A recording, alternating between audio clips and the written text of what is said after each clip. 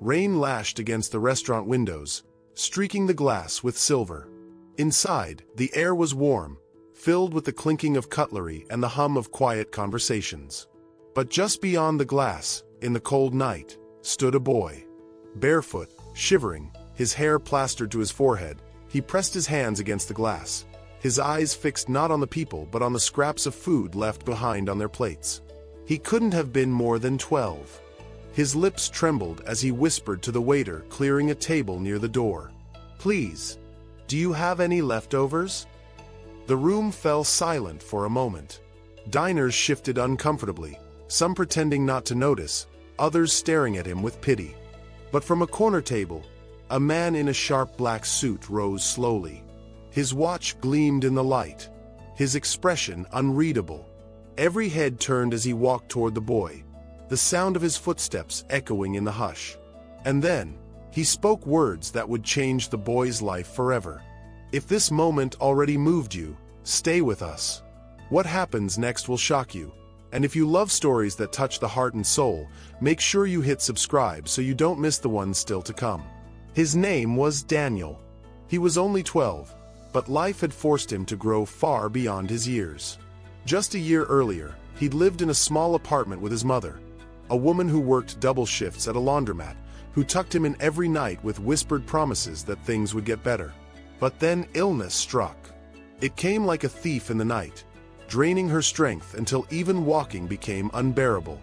Hospital bills piled higher than she could pay. When the landlord came knocking, Daniel and his mother lost everything. Their home, their stability, their dignity. 4 months, they drifted between shelters and friends' couches, until finally, even that safety slipped away. Then came the worst night of Daniel's young life. His mother didn't wake up. Just like that, he was alone. No relatives stepped forward. No neighbors offered a place. He was swallowed by the streets. Every day since had been a battle. Some mornings, he woke with frost clinging to his hair. Some nights, he scavenged behind diners for scraps just to quiet his growling stomach. Kids his age were in classrooms, pencils scratching across notebooks, but Daniel was out in alleys, fighting for survival. That's why the smell of food through the restaurant's glass felt almost cruel. It wasn't just hunger. It was the reminder of everything he had lost, everything life had denied him. And tonight, with rain soaking his bones and hunger clawing at his insides, Daniel reached his breaking point. He stepped inside not because he wanted pity, but because he no longer had the strength to keep pretending he was invisible. The people inside didn't know the boy's story. But the man in the suit, the one now standing before him, was about to hear it in a way that would change both their lives forever. The restaurant manager cleared his throat, stepping forward. "Son, you can't be in here. Customers." But before he could finish, the man in the suit raised a hand. His presence silenced the room more effectively than any command. With calm authority, he looked at the boy and asked, "Are you hungry?" Daniel's lips parted, but no sound came. His throat was too dry, too tight with fear. He only nodded, clutching the soaked hem of his shirt like a lifeline. The man gestured to the empty chair at his table. "Then sit." Gasps rippled through the diners. A few whispered under their breath, some with disdain, others with curiosity. A boy from the street, sitting with a man who looked like he belonged to another world? It was unheard of. Daniel hesitated. His eyes darted toward the door, half expecting to be thrown out. But something in the man's steady gaze disarmed him. Slowly, shakily, he crossed the room and sat at the edge of the chair, his small body trembling. The waiter approached, unsure. "What should I bring him, sir?" The man's reply was firm, without hesitation. "Everything he wants." Plates began to arrive. Warm bread, steaming soup, roasted chicken. Daniel stared at the feast in disbelief. His hands hovered above the food, as if afraid it would vanish if he touched it. Finally, he picked up a spoon, bringing it to his lips. The taste made his eyes sting with tears. But just as Daniel began to eat, the man leaned closer, his voice low enough for only him to hear. I didn't just bring you here to eat. Daniel froze, the spoon trembling in his hand. The boy who had only wanted leftovers suddenly found himself face to face with a truth he wasn't ready for. And the man's next words would change everything. Daniel kept eating, his spoon clinking softly against the bowl, but his eyes never left the man across from him. There was something unsettling about how calm he seemed, how deliberately he studied Daniel, as though this moment was about far more than a meal. Finally, Daniel whispered, "Why are you helping me?" The man didn't answer right away. Instead, he slid his untouched glass of water across the table. "Drink," he said. His tone was kind, but commanding. Daniel obeyed, gulping it down like someone who hadn't known thirst could be quenched so easily. Then came the first turn. The man leaned back, his gaze steady. "I know what it's like to be hungry. I know what it's like to beg for scraps and be treated as less than human." The boy's eyes widened. How could someone dressed in a tailored suit, sitting in a restaurant where dinner cost more than Daniel had seen in months, say those words? It didn't make sense. Before Daniel could ask, the man reached into his pocket. He placed a worn photograph on the table, face down. His hand lingered there, heavy, as though he wasn't ready for Daniel to see it. "Not tonight," he said softly. "But soon I'll tell you why." Daniel's pulse quickened. What secret could a man like him possibly share with a boy like him? The silence between them stretched, weighted with mystery. Then came the second turn. The manager returned, his voice sharp this time. "Sir, people are uncomfortable. This boy doesn't belong here." Murmurs of agreement stirred around the room. A few diners shook their heads in disapproval. Daniel's chest tightened. His fingers curled against his lap. He had known this kindness wouldn't last. Any second now, he would be dragged back into the rain. But before anyone could touch him, the man rose slowly to his feet. The air in the restaurant shifted as he spoke, his voice firm and unyielding. "He belongs here. As long as I'm sitting at this table, he belongs." The room went silent, stunned.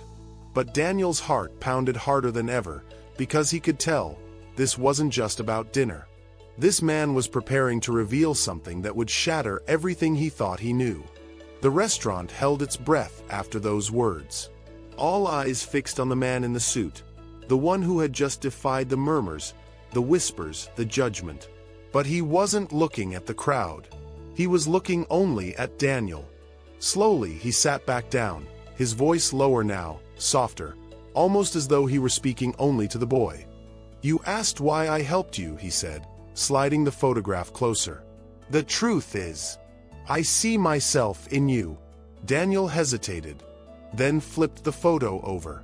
His breath caught in his chest. The picture was grainy, but clear enough. A boy no older than 10, barefoot, dirty, standing in front of a boarded-up house. His clothes were torn, his face hollow, but his eyes were the same as the man sitting across from him now. "That was me," the man said quietly. Daniel stared, stunned. "But you're a CEO," the man finished with a nod. "Yes, but before that, I was just a hungry kid begging for leftovers, same as you." The room went dead silent. Forks paused mid-air. Even the manager froze, his lips parting but no words escaping. The man's gaze grew heavier, his voice laced with memory. "I spent nights on benches, days searching trash cans. People ignored me. Some even spat at me. Until one stranger, one person, gave me a chance. A chance I never thought I deserved." Daniel's throat tightened, his chest aching with every word. For the first time, he wasn't hearing a story of wealth and success. He was hearing the echo of his own life in someone else's voice. The man leaned closer, his tone steady but emotional. "I swore that if I ever got out, if I ever had enough, I'd never walk past a child like me without stopping. And tonight, Daniel, that child is you." The boy's eyes burned with tears he tried desperately to hold back. His whole life, No one had ever spoken to him like this, as if he mattered, as if his existence was worth noticing. But before he could respond, the man added something that pierced deeper. "You're not invisible, Daniel. Not anymore. Because I see you. I see the boy I once was, and the man you can become." Daniel's world shifted in that moment. But he also knew, if the man's story was true, then what came next might change his life forever. Daniel's eyes were fixed on the man across from him, the photograph trembling in his small hands. His chest rose and fell as if every breath carried the weight of survival, disbelief, and something he hadn't felt in a long time: possibility. The man placed his hand gently on the photo, steadying it.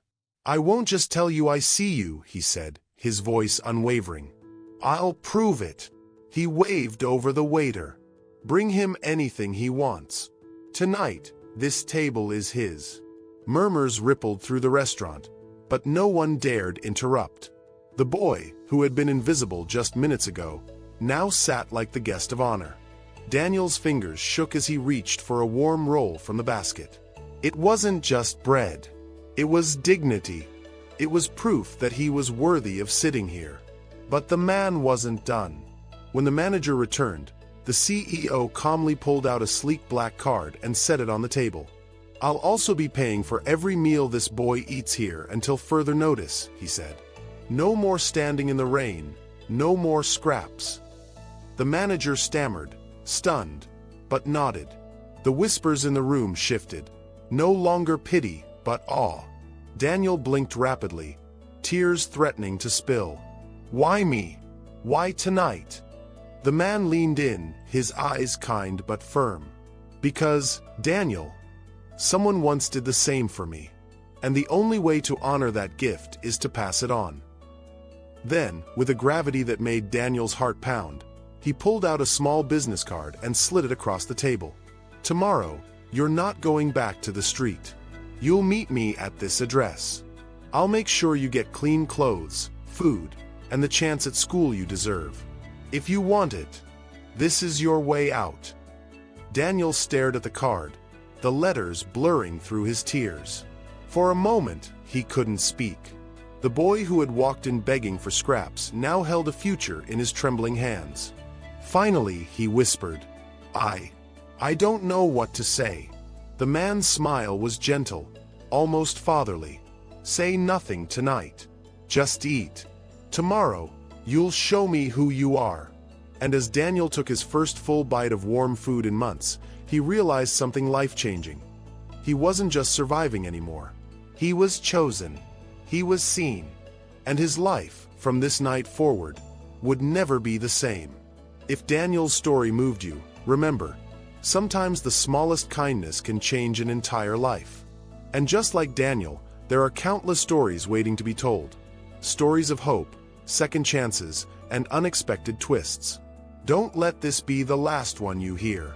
Subscribe now to Soul Twist Stories and keep watching, because the next story on this playlist will move you even deeper. Stay with us.